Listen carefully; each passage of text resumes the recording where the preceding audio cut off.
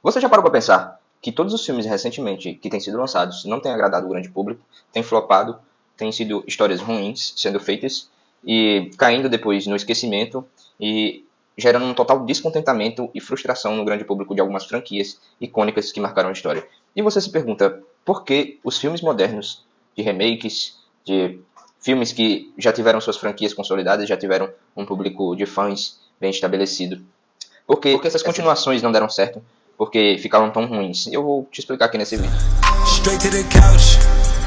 E se você parar pra pensar, todo filme, quando ele é escrito com um bom personagem, ele consegue ter a capacidade de te transmitir valores como lealdade, fidelidade, alguém que está correndo atrás de um objetivo grandioso, a importância de ser persistente e paciente para alcançar um objetivo. Só que, nos últimos filmes, o que a gente tem visto? A gente tem visto o arquétipo da Mary Sue, que, para vocês que não sabem, a Mary Sue é um arquétipo narrativo que foi meio que criado recentemente para identificar um personagem que é muito perfeitinho, é melhor do que os outros personagens clássicos, só se preocupa em ser melhor que os outros, e também serve de escada para uma propaganda política nas histórias do cinema. E eu vou dar uns exemplos aqui de umas franquias bem conhecidas. Por exemplo, na saga Star Wars, você vê o arquétipo da Mary Sue na personagem da Rey, em que ela veio do nada, ela não tem pai, não tem mãe, e do nada ela já é fodona, já sabe mexer em tudo na nave do Han Solo, ela já sabe lutar como ninguém, ela é alguém que veio do nada e não aprendeu nada com ninguém, e já é muito fodona, perfeitinha. Esse é um arquétipo de Mary Sue, que representa mais ainda, se você for olhar bem, a agenda progressista política de empoderamento feminino, ou seja, a galera da lacrate. Esses personagens, basicamente, esses personagens que têm esse arquétipo narrativo da Mary Sue, eles são os anseios mais superficiais dos autores, e também esses personagens são feitos basicamente para aquela galera da lacração, que vai assistir o filme, que vai dizer: olha, amiga, lacrou nessa parte, ai meu Deus, olha como é que ela é fodona, que ela é poderosa, feminina. E você vê que nesse arquétipo da Mary Sue há um ódio inconsciente de tudo aquilo que é feminino, de ser mãe, de ter um mentor, que é uma figura paterna também, no arquétipo narrativo, se preocupa em surrar todos os homens na porrada, tipo, substituir todas as características femininas de um modo geral e colocar essa personagem com características masculinas e ainda sendo melhor que os homens. Por exemplo, eu vou dar exemplos para você lembrar. A própria Rey, que eu já citei de Star Wars, é uma Mary Sue. A Capitã Marvel apresenta esse arquétipo. A Naru, do último filme do Predador, que aquele filme ficou uma bosta. Ou seja, personagens que vêm do nada, não aprendem nada com ninguém. Se você vai olhar que elas têm ódio de tudo aquilo que... elas têm ódio dos homens, querem ser melhor que os homens em tudo. São egocêntricas e só pensam nelas mesmas. Por exemplo, na própria saga Star Wars clássica, da primeira trilogia, você vê o Luke Skywalker, um menino que tá querendo sair ali tipo uma fazenda que ele tem com o tio dele. Ele aprende com o tio a mexer em naves e pá. Ele tem que ter um mestre guiando ele entre derrotas e ascensões, tá entendendo? Ele quase morre algumas vezes, é salvo por outros colegas, vai amadurecendo com o tempo de treino, com Obi-Wan Kenobi, o mestre Yoda, vão ensinando a ele como ele deve usar a força. E você vê nesse arquétipo heróico narrativo da jornada do herói clássica no Luke, você vê a construção de um personagem bem elaborado. Você vê queda, você vê ascensão, você vê um menino que é covarde, que é inseguro de si mesmo, mas que vai passando a barreira do medo, vai criando coragem, vai aprendendo aos poucos. Isso é uma história que se parece mais universal, de alguém que está subindo aos poucos, que está amadurecendo, está aprendendo. Até no próprio vilão da saga clássica, você vê o Anakin, que era prodígio com a força, só que pela sua arrogância e pela sua impaciência, é tentado pelo lado mal. Ele vê os seus mentores, né? Ele tem mentores também, e ele vê os seus mentores como uma barreira que impede dele chegar na grandeza, porque ele entende que o papel dele é chegar na grandeza, mas ele queria chegar de um modo mais rápido. Por isso que ele se torna um vilão, e você compreende também de forma perfeita a primeira trilogia, a saga de ascensão de um Jedi que era pra ser foda, e ele é foda, mas ele usa todas as habilidades dele pro mal. Ou seja, ele começa como alguém bom e é tentado pelo lado mal, e para isso vira alguém mal. Porque isso remete a elementos mais profundos da alma humana, em que se você olhar pra você, você tem um lado mal e um lado bom dentro de si. E isso nos faz nos identificarmos ainda mais com os personagens. E se você olhar a história do Luke, ele é tentado também pelo lado mal, mas ele não se vende, ele não consegue achar nenhuma empatia com o lado mal. Ao contrário disso, ele se sacrifica pelos seus, ele apanha, ele quase morre, duvida de si mesmo, mas no final ele consegue ter a conversão lá do pai dele, né, que é o Darth Vader. Ele paga o mal com o bem, consegue transformar o mal num bem. Tem um elemento de redenção na história, e você não vê isso na Rey. Você vê na saga dela, parece que ficaram tão empolgados em ter uma personagem mulher que ela mal apresentava um arquétipo narrativo. Você vê a cena dela correndo com o Stormtrooper, se não me engano é o Finn. Ela, antes dele correr pra ajudar ela lá, quando ela tava sendo pega pelos caras, ela já vai batendo nos caras. Quando eles vão fugir, pra não serem mortos em uma cena lá, em uma das cenas, ele pega na mão dela pra sair correndo e ela recusa ajuda. E pilota, como eu já falei, pilota a nave do Han Solo melhor que ele, que na trilogia clássica, o Han Solo era fodão, salvou o Luke de morrer algumas vezes. O cara era aquele típico malandro negociador. Pra mim, um dos personagens mais icônicos dessa saga foi totalmente destruído na saga, nessa nova trilogia aí da Disney. E é um crime o que fizeram. Eu realmente fico revoltado. Você vê que ela é alguém que não tem mentor, porque, por exemplo, se ela não tem mãe na história, isso gera logo uma pergunta: quem é o pai? Aí você destrói a figura da mãe e do pai, beleza. No começo do filme mostra como é que ela ganhou os poderes. É muito mal escrito o roteiro da personagem, porque ela consegue usar a força melhor que o Luke Skywalker, que teve toda uma jornada para conhecer os seus próprios poderes. Ela, como eu disse, é alguém que veio do nada, não tem mentor, só se preocupa em ser melhor que os outros personagens. E se você questionar a curva de aprendizado dela, azar o seu, tá entendendo?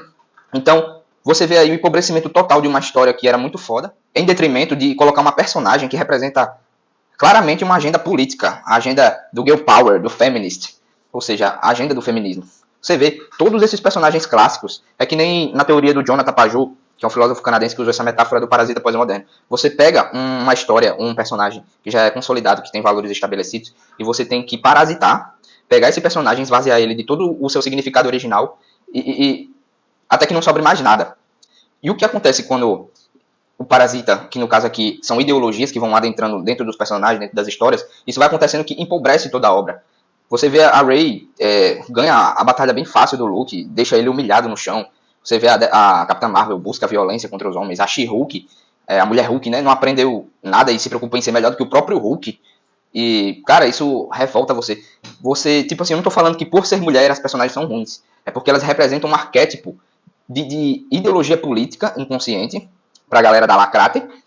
E também tira todo o arquétipo de jornada do herói clássica e você não consegue ter uma identificação com aquele personagem. Ele não te gera empatia. Pensa só, por exemplo, eu dou o exemplo, cara, o Superman. Eu não sou muito fã do Superman porque eu acho ele muito perfeitinho.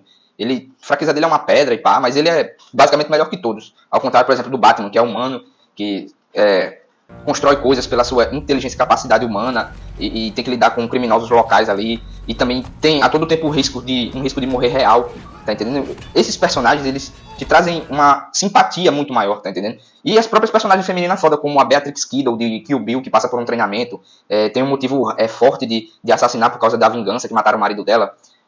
A própria Mulher Maravilha da DC eu também acho muito legal. Tem alguns filmes que cagaram, mas é uma personagem legal da DC. Mas, como um todo, você vê o empobrecimento real das histórias. E não é só histórias de herói, não.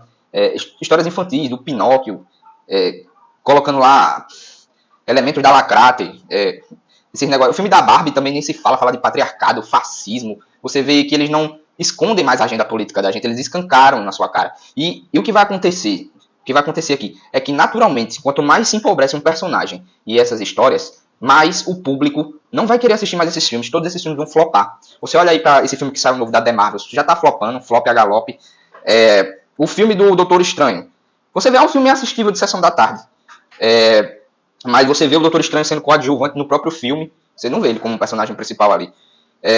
Vai ter agora a Madame Teia, que vai ser mais uma lacrata, porque é um filme que não tem razão nenhuma de existir. E o Neo do Matrix, da trilogia, da primeira trilogia. Porra, você vê, o Matrix revolucionou o cinema em todos os sentidos. E você vê que tem um arquétipo ali, certo, da jornada do herói. Neo é o escolhido, ia salvar a Terra contra a guerra lá entre homens e máquinas. E no final da terceira trilogia ele dá a sua vida para salvar todo mundo, que é a expressão máxima de arquétipo do herói, que é o autossacrifício. É morrer em prol da humanidade ou morrer em prol dos seus amigos. O autossacrifício, porque isso a gente reconhece que transcende um personagem. Mas quando você vê alguém, por exemplo, como a Rey do Star Wars, que só se preocupa em ser fodona, ela já vem pronta, não aprende nada com ninguém, conserta a nave melhor que os outros, luta melhor que os outros, derrota lá o Kylo Ren, que treinou com 2 mestres Jedi e o cara é surrado como se fosse nada.